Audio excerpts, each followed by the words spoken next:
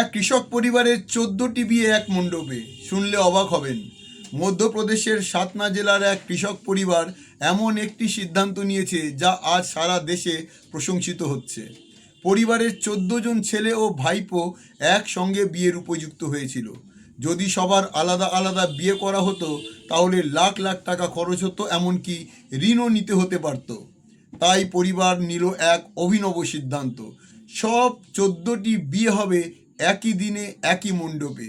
সবচেয়ে অবাক করার বিষয় ছিল বরযাত্রা। দামি বিলাসবহুল গাড়ির বদলে সাজানো হয়েছিল দুটি ট্রাক্টর ট্রলি।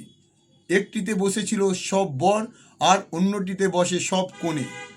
ঢাকঢোলের মাধ্যমে গোটা গ্রাম জুড়ে সেই বরযাত্রা পৌঁছায় বিয়ের মণ্ডপে। এরপর 14টি নবদম্পতি একই মণ্ডপে সমস্ত ধর্মীয় রীতিনীতি মেনে একসঙ্গে 7 পাকে বাঁধা পড়েন। পরিবারের বক্তব্য ছিল বিয়ে আনন্দের, ভালোবাসার এবং পরিবারের মিলনের উৎসব, দেখনদারি নয়। যদি একসঙ্গে বিয়ে করে অযথা খরচ এবং ঋণ এড়ানো যায় তাহলে তাতে খারাপ কি?